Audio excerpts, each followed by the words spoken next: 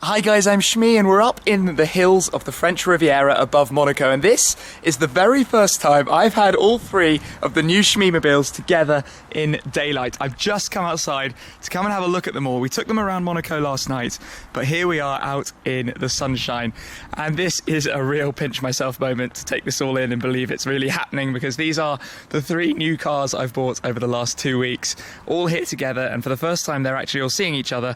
We're in Monaco. We drove down all the way over the last 2 days in the Cayman GT4, straight from the Porsche dealership all the way down here, so it's still dirty. I haven't had an opportunity to clean it up yet, to join down here with the McLaren 675 LT that I drove down around Italy last week and brought to here, and also my Ferrari FF that I convoyed or had a friend driving along with the LT. And we're going to do some pretty cool stuff with all three cars down here. I've got some friends flying down to come and drive them so we can go off on some convoys and drive around together and have a good bit of fun, because trust me, when you have this kind of landscape, you have some pretty epic driving roads. But really, this is just awesome. And what I wanted to talk about today was basically a little bit of why I've bought each car and how this has all happened at exactly the same time, because there was a lot more planning that went into it than I think you can probably imagine. And it makes a little bit more sense probably than I think it initially seems as well. Like, as you know, or probably know if you're a regular follower, I ordered the 675 LT a long time ago, almost a year ago. GT4 ordered half a year ago or so. The FF was much more spontaneous for reasons I'll get to about these two cars, and basically their investment potential and how I intend to use them all. But I'm not going to lie, my breath is kind of completely taken just having a look and trying to work out if this is all real. And so like I say, what I'm going to do is I'm going to jump in each car, take them all for a quick little drive, which is going to be awesome for me to just go through them. I think I'll go McLaren, Porsche, Ferrari. Going to be a crazy, crazy, surreal experience. But also I'll be able to talk a little bit about each one, why I bought it, how it fits into my life, and what I intend to do with it going forward. But yeah, this is just crazy. Let's get started then. The 675 LT, the first car, and I'm going to show you the key here. This is a key I don't use desperately frequently. This is an MSO key, carbon fibre with painted stripe to match the paintwork of the car. Cerulean blue MSO paintwork. I've said that a million times and you all tease me about it. I spec'd the car obviously completely. I bought it from new. It's my third McLaren, having had the 12C and then the 650S after that, so I was very, very familiar with the way they drive and work, and a car for me that's sort of absolutely bang on exactly what I want. And this thing is totally leagues ahead. It's a phenomenal supercar. I mean, it is verging on hypercar territory. It's proper sort of baby P1 style, just insane performance. From the outside, I've got the 10-spoke ultra lightweight wheels, polished calipers, lots of satin carbon fibre to go against the sort of glossy blue metallic. And it's very, very cool. So you can open the door, pop it, pull it up. Bucket seats, Alcantara. It's a racing driver's zone in here. We've got some cool touches as well. The painted controls in the centre, the stitching on the headrest, the stitching here around the driver zone. That's all MSO options as well from McLaren Special Operations. Right, let's jump in and start this up. Step in. Pull the door down. Has soft close, which means you just put it down and it does that. Comfort entry. We'll lower the steering wheel back to its previous position and let's start her up.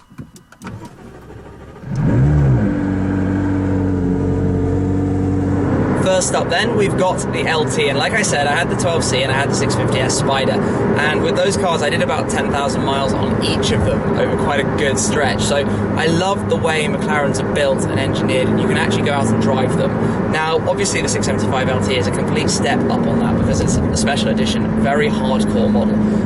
It's effectively the sort of race version. There are only 500 of them, so it was always going to be a much more special car, both in terms of rarity value, investment potential, but also not a car I can necessarily go and do another 10,000 miles in the next 6 months. So I decided that this was sort of going to be the time when I'd venture into running more than one car at a time, but at the time I didn't know what that would end up being. Just that this would be a little bit more reserved for special occasions, and that's something it seems to be doing rather well so far, because it is such an event to drive. I mean, right now I'm just cruising in full automatic mode, And that's where this is such a brilliant car, because even though it has all the drama and performance, 0 to 200 kilometers an hour in this car is 7.9 seconds, under 8 seconds. It's absolutely ridiculous. But as well as being able to do that, and with crazy amounts of aerodynamics at work, it's also quite a comfortable car to just drive in. And that's what I love. But if I very quickly dial it up and turn on the active dynamics, and that will put the gearbox into sport mode, where we'll get a little bit more noise from it. It's also rather more exciting, I think, than any previous McLaren has been. And that's completely, I think, what they were going for with this car. It does that crack as well, it's so good. It's very, very firm, very stiff. It feels like a race car. Braking performance is absolutely phenomenal. Turn in, obviously you're holding this lovely Alcantara steering wheel. Turn in is exceptionally direct.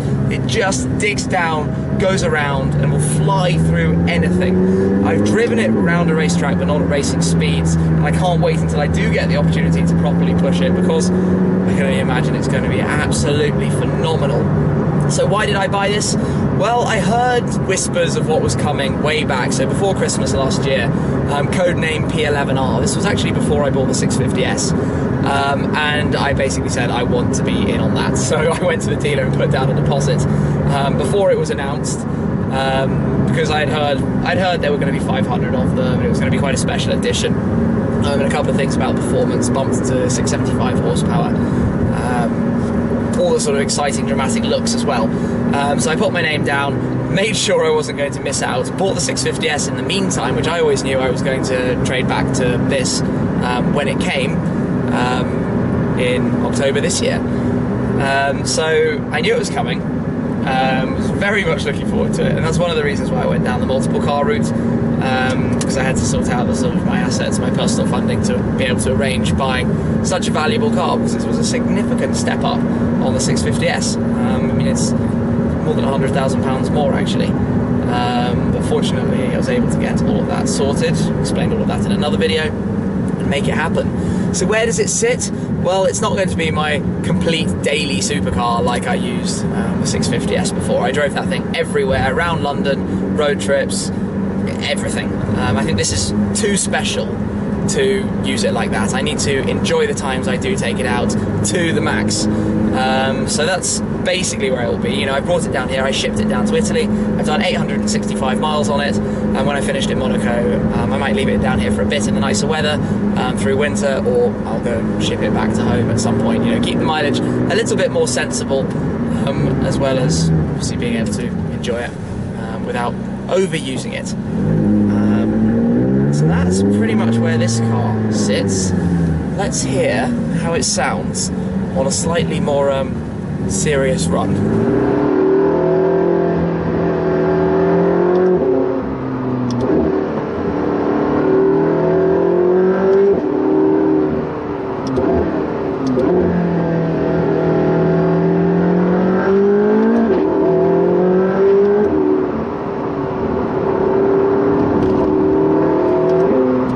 Drive one done. Let's lock up the McLaren. Love the way the lights flash like that. And next, we're going to move on to the Cayman GT4. I actually have a key also for the Cayman to match the car. This is sapphire blue, Porsche exclusive, number of options I have from them. So the Cayman GT4, 385 horsepower, 911 Carrera S engine, GT3 suspension in the mid-engined Cayman. And this is basically a pure driver's car for one major reason. If I unlock the car, you will see why. It is the manual gear stick and the clutch pedal, a thing that are basically vanishing from modern cars.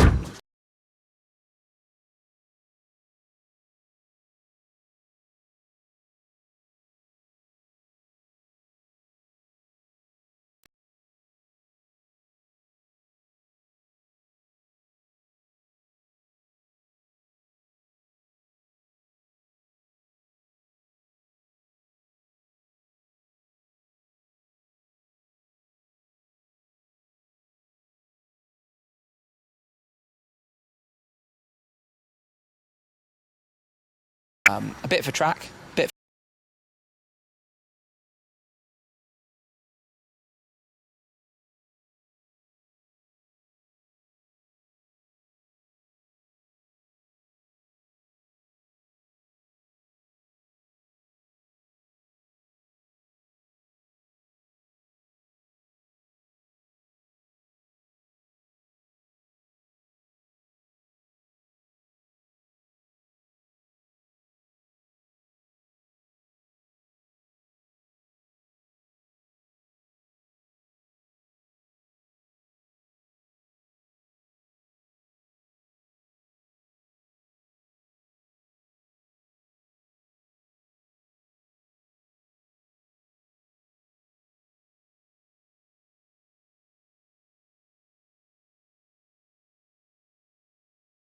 aluminium sort of metal trims to just sort of complete the interior look, and all the electro jiggery pokery that you'd expect it to have in this kind of car. So let's step into the GT4, which has the 3.8 litre flat six. Key in on the right. Oh, let me turn the radio off, we don't want any of that. And start this up. GT4 then, and this is what a driver's car is basically all about. I'm just going to cruise for the moment, and the car is quite comfortable. I thought maybe it would come across a little bit more hardcore than it is, but I suppose there's room in the future maybe for the next generation of Cayman to have a GT4 RS or something. But from my experience of driving this car, it is so phenomenal around corners. It's absolutely breathtaking how well it grips and just sticks. Thanks in part, of course, to the Michelin Sport Cup 2 tyres, do a brilliant job. I actually only have the normal P0s on the McLaren because I was driving it through snow the other day, so I knew I had to be a little bit careful and swapped off the Trofeo R's for Pirelli. But this car, it just sticks. You can feel the aero, you can feel the grip, and it just wants to dart left, right and centre. It feels like a completely sort of pointy car that you want to grab it by the sort of scruff of its neck and chuck it down a nice road and properly enjoy it. It has a couple of settings that I always want to turn on. One is the sport, which means you get this automatic ref matching on downshifts, and the other is the exhaust, which gives us some burbles and crackles. So basically turning them on pretty much every time I drive this car, because if you can heel and toe, you can probably do that yourself, but this will do it perfectly every time, rather than my sort of botched attempts that will never quite work out quite as cleanly. So why GT4? Well, I had originally thought about why not, a normal Cayman or a Boxster. The Boxster obviously is a convertible, but I got thinking like I'd really like a car I can just drive and enjoy a lot and do this with. And this was just about to come out, or just on the market at that time, and basically all the boxes ticked, and GT4 just made sense, and I was able to secure a slot for one, so that happened. Now, my intention was, like I said, that I'd go and drive it around London all the time, not really thinking it doesn't have parking sensors or basically very many daily convenience features. I didn't know, that's a little bit unfair, it's not bad at all. But I could use it all the time. But then we have the next problem. GT4's basically sold out very quickly. And because they sold out so quickly, their value has kind of gone through the roof. Just like, if you buy a new iPhone and it's sold out, people pay more to buy one on eBay. GT4's values have gone up in quite a big way, as have the 675 LT's values. So I'm sat here, not in a world I'm going to complain about, with two cars that are worth an awful lot of money. But cars that I want to enjoy and drive. I drove this car, I've had it, this is day 3, and I've done 1,500 kilometers on it. So I want to drive and enjoy the cars, but I don't want to be stupid. I want to distribute the mileage evenly, use them carefully, and not abuse any one car in any particular way. So that's basically where the Ferrari came in. I was thinking, these two, why not conserve them, and what would sit quite nicely? And I don't own a practical car. I'm currently using BMW's X6 M50D long-term loaner from the BMW press department. I don't own a practical car, which we'll get to with the Ferrari. And that sort of basically fits. I fell in love with it. But by the time I had ordered this, I'd already decided I was going to start the Blue Crew thing, with the cerulean blue of the McLaren. Love the crackles there. And the sapphire blue of this car. A light blue and a mid blue. And it just sort of fits, I know a lot of people out there will actually joke that I'm not a driver, I don't buy these cars to enjoy, but I'm pretty sure I do, If you go and watch some of the videos I put up, I try my best to get the most out of these cars as often as I can, driving proper routes, track days, everything. I mean, while looking after the car, of course, it's absolutely vital to me to treat them with the respect they deserve, but you're supposed to have fun, aren't you? That's what it's all about. So this is basically how GT4 came to be, and it's my first Porsche, and I was very excited to have a Porsche in the garage. And that's almost why the Ferrari happened as well. It's my first Ferrari. But now, let's hear this one. I think you can very quickly see why somebody like me who rather likes driving is pretty fond of that car, because it may not have anything like the power of the McLaren or a normal Ferrari or Lamborghini or something, but what it does have is such an exceptional cornering ability that to drive on the real roads, you're sort of completely, vastly beyond where you'd ever want to be anyway. So for that tight, twisty stuff, it's probably like the best car you could have for that purpose. Lots of driver feedback, engagement, experience driving it. and more than quick enough. I mean, obviously pulling out of a corner, you're going to go much faster in the McLaren on the straight lines. But the Porsche really, really does hold its own pretty impressively well. So after I had these two on order coming, it's complete coincidence they came, well, about a week apart. So I got this on Thursday morning, just gone, and that car officially Wednesday last week, but I took delivery of it in Germany on Friday last week, 6 days before. So it's complete coincidence that two cars, one ordered a year ago, one ordered half a year ago, basically arrived at the same time. Now, while they were incoming, I was thinking about buying another car to have alongside the two of them, something more practical, you know, maybe a BMW M6 Grand Coupe or an Audi RS6 were the two I had sort of thought about. Obviously depreciating vehicles, so I had to sort of calculate the funding and what it was going to cost me to run them. And then a friend, well, Paul, Supercars of London, who's here right now, actually said, why not look at an FF? So I went straight to the FF Classifieds. It's a car I've always liked. It's very Marmite. A lot of people don't like them because it doesn't really fit the normal Ferrari mould. But I always have. I've sort of seen it as the Ferrari I might buy.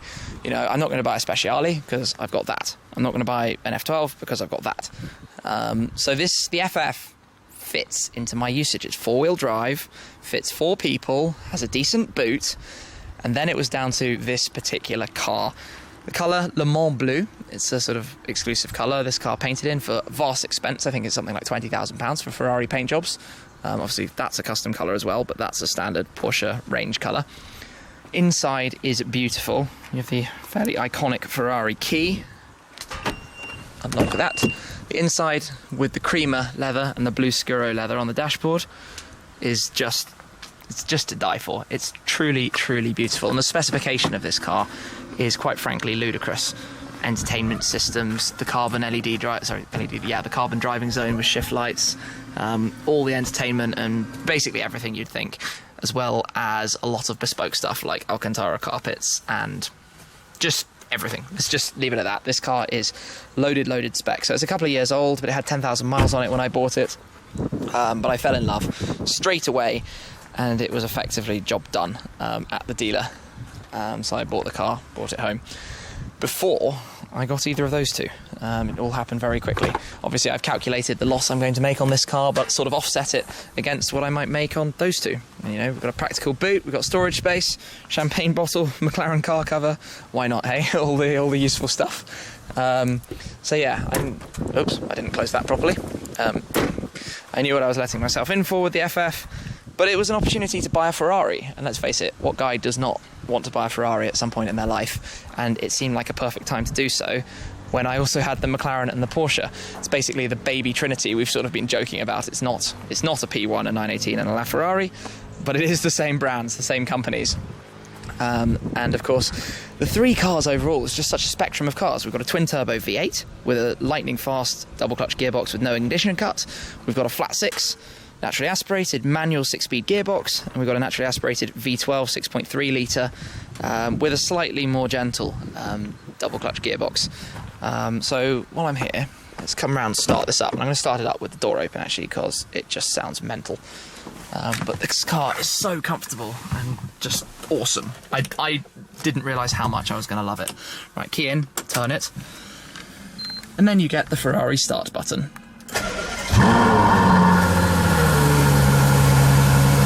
Awesome.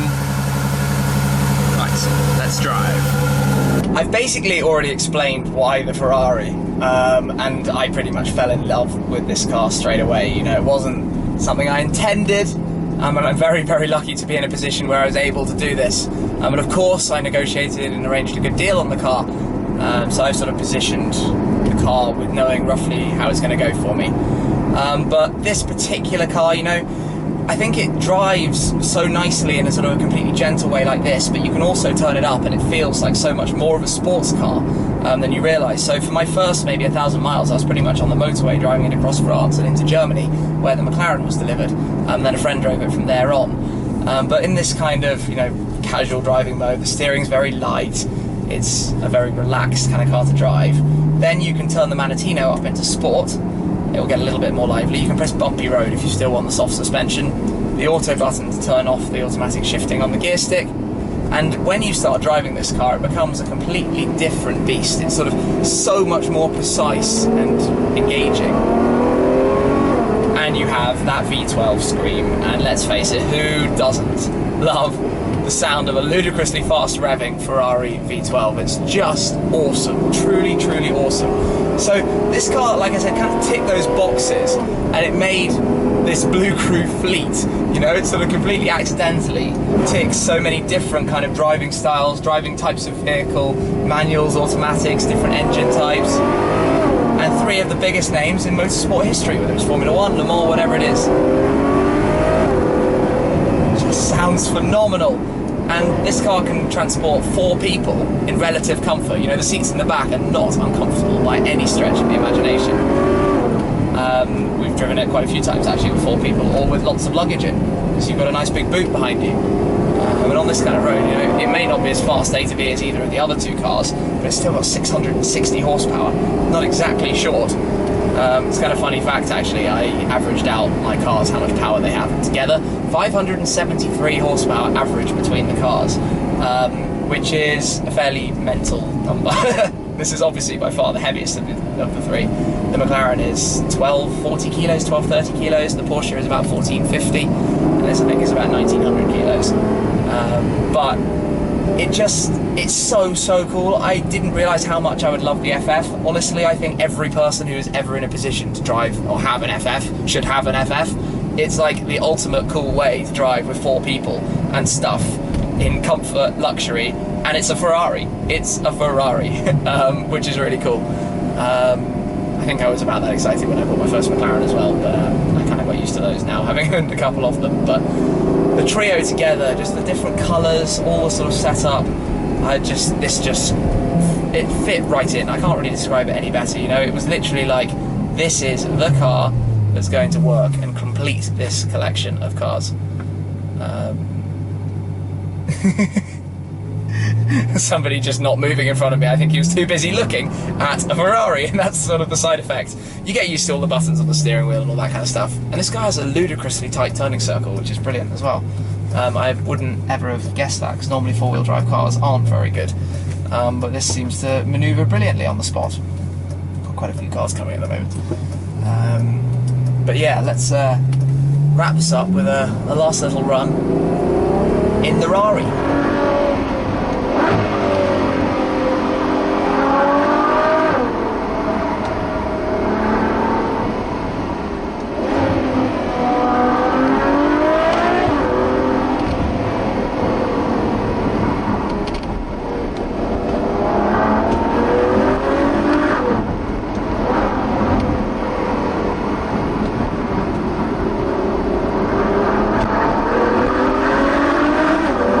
By way of a conclusion for the FF, I just think it's such a brilliant car. I love it so much more than I expected I would. When you're driving it hard, the whole thing just sort of shrinks around you, but it looks so smart, and I think especially with the sort of dark blue, a few people saying why didn't I get it in light blue like these two, the dark blue is so much smarter and goes with the cream interior, and it's just nicer for that package, for the sort of less sort of in your face kind of car, I think, even though it is a Ferrari and the noise is shouty with the V12. But it's like, it just completes the trio. It's just, this is ridiculous. Absolutely ridiculous. And I'm obviously uploading these videos because I want to share with you guys the whole experience of this and what it's all like owning, running and using these cars. Something I'm clearly very, very lucky to be able to experience and share that with you. And I want to go out and drive them all and do what you're supposed to do with these cars. Use them how I would if I still had like my first car, which was a Clio. An awesome little car, actually. I love that thing. But here we go, the 3, and they're all here in the south of France with beautiful roads all around us. And I'm so happy with my specifications. People left, right and centre telling me I should change different things. Like, why didn't I get the LT with matching blue calipers? Because I wanted them polished. Why didn't I get the GT4 with bucket seats? Because I wanted the adaptive sports seats so they were a little bit more comfortable and no ceramic brakes on there. Why didn't I get a red Ferrari? Or why didn't I actually get any other Ferrari? Because this is such an opinion splitter. And well, again, the answer is because I wanted this one. And that's why it's here. So I'm pretty happy with this little lineup of cars. The Shmee fleet, the Blue Crew, the 3 Shmee mobiles, and they're going to do a lot of cool things together in the upcoming future. People left, right and centre asking me what car will I take on Gumball, what will I do this, that and the other with. And the truth is, I honestly don't know yet. This is all going to come in due course. We'll see what happens. Lots of decisions to be made. I don't know how long I'll keep each of the various cars. You know, I want to keep a hold of the GT4 as long as I possibly can. I think it's such a sort of collectible, exclusive little car. The LT, same story. No idea. I'm absolutely loving it so far. And hopefully there'll be many, many more miles and fun trips to do in the LT. And the FF, complete surprise package. I have no real plan, actually. Kind of, like I said, a bit spontaneous, ready for this trip. But the 3 cars, I hope there's something there to appeal to everyone. I think a few people have come on board and has now subscribed and checking out my content because they've seen the Ferrari or the Porsche. So welcome and thank you very much for joining. I'm certainly a very happy boy at the minute to have all 3 of these together and to absolutely ludicrously just be able to, in my hand at the same time, have that lot, which is bonkers, absolutely bonkers. But somehow it's happened. And I guess there'll be a lot of people right now asking how has it happened and how have you done all this and blah blah. And I did a Q&A piece, the Ferrari FF Q&A, talking a little bit more about that, so you can go check that out if you want some answers. I'm not going to go through it all over and over again. It gets a little bit tedious, unsurprisingly. But there we go, the Blue Crew. Hope you enjoyed that little sort of explanation as to why I got each car and how they fit in with what I'm going to be doing with them. I've certainly just enjoyed going for a little drive in each one, all in the space of an hour. A lot of fun. But I'm going to wrap up there. Thank you very much for watching. Make sure you're subscribed for all of the other adventures to come, and trust me, there are lots. I'll catch up with you soon. Cheers. Hi Nick, how are you? Hello, welcome. Thank you very much. Hi, nice to see you. Pretty excited about today. I can see the car over there. Let's go straight inside.